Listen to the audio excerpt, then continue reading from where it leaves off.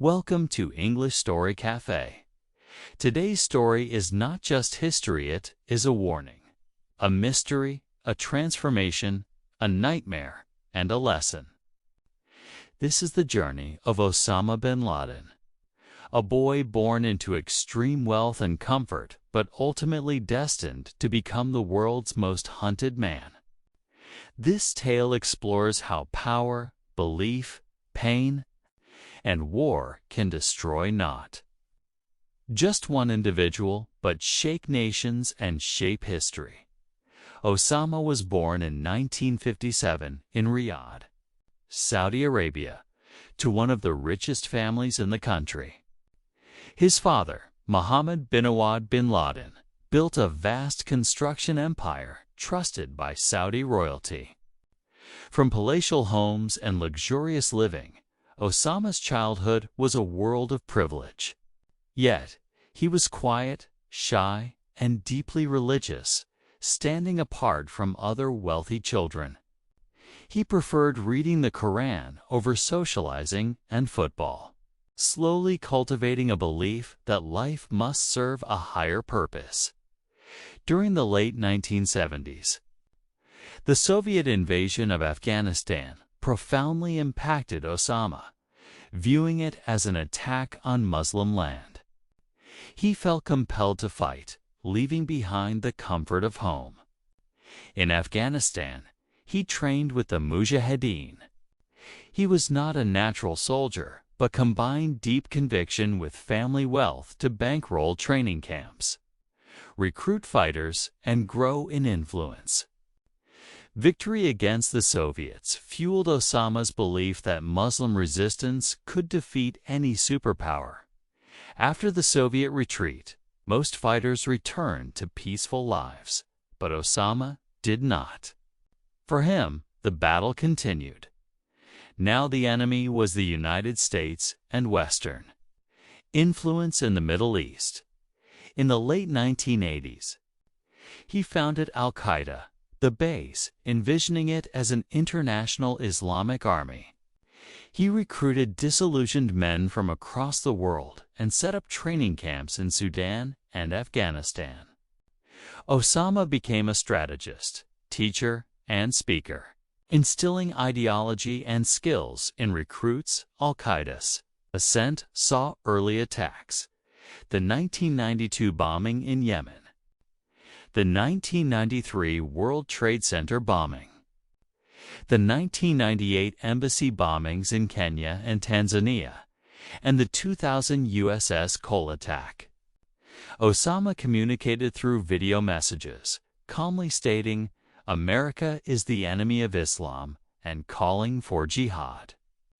His teaching style, composed, firm, almost professor-like delivery radically influenced many followers. By the late 90s, the U.S. recognized Osama's global threat and tried financial sanctions, pressure on host nations, and even missile strikes. Yet Osama evaded capture, kept moving, and plotted something unprecedented: the attacks of September 11, 2001. On a clear Tuesday morning, Osama's plan unfolded. 4 planes, 19 men, and 4 coordinated missions changed the world. Flight 11 crashed into the North Tower of the World Trade Center at 8:46 a.m., followed by Flight 175, striking the South Tower at 9:03 a.m., both events broadcast live. The Pentagon was hit at 9:37 a.m., and passengers on Flight 93 sacrificed themselves in Pennsylvania to prevent further destruction. Across 110 minutes, both towers collapsed, New York faded in ash, and nearly 3,000 innocents from 90 countries perished. Osama, hidden in Afghanistan, waited as America grieved. And President Bush declared the war on terror. American and allied forces invaded Afghanistan, seeking to destroy the Taliban and Al-Qaeda and capture Osama. But he vanished into the rugged mountains. using hidden networks, secret tunnels, and loyal protection. For nearly a decade, Osama remained a ghost. No phones, no internet, always moving, shielded by trusted couriers, and his inner circle, Al-Qaeda, grew as a decentralized movement. New groups emerged in Iraq, Africa, and Asia, inspired by Osama's legend and ideology. The CIA shifted focus in their hunt, tracking his couriers. One, Abu Ahmad al-Kuwati, led them to a suspicious compound in Abu Dhabi, Pakistan. High walls, no communication, burned trash, and a reclusive family. Surveillance revealed a mysteriously tall man who never left. President Obama authorized a covert raid. SEAL Team 6 trained for months, rehearsing every detail. On May 1, 2011, helicopters slipped into Pakistani airspace. Despite a crash landing, SEALs breached the compound, moved floor by floor, and found Osama on the 3rd level. He did not surrender. After a brief, chaotic moment, 2 shots ended his life. SEALs gathered evidence devices, documents, and left with Osama's body. The operation ended in under 40 minutes. US officials verified Osama's identity and, following Islamic custom but avoiding a shrine, buried him at sea.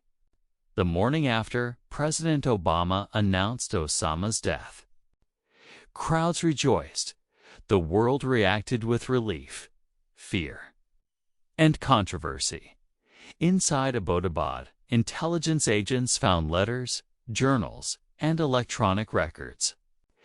These revealed Osama commanding Al-Qaeda despite isolation, managing operations and communications meticulously, and worrying the organization's image was being damaged by indiscriminate violence. He planned further attacks and maintained strict secrecy. His family, wives, and children were handed to Pakistani authorities, their lives shaped by isolation and fear. The compound's proximity to a Pakistani military academy raised suspicions about possible protection, straining U.S.-Pakistan relations. Yet, the death of Osama bin Laden did not end terrorism. Groups like ISIS rose in new forms.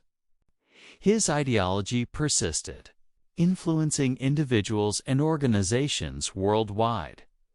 Osama's story is a cautionary study in belief, pain, and power. His conviction turned to extremism. His choices led to devastation and sorrow, not heroism. Families were broken, cities destroyed, and the world lost its sense of safety. To understand how he became who he was is to understand and protect ourselves from the darkness others might embrace. His death in a quiet, dim room, hiding behind family without country, honor, or future marks the true ending of his story. English Story Cafe presents this narrative for education only, grounded in fact. The mission is understanding, not glorification. Through real-life stories, may we learn, think, and strengthen each other and our language. Peace.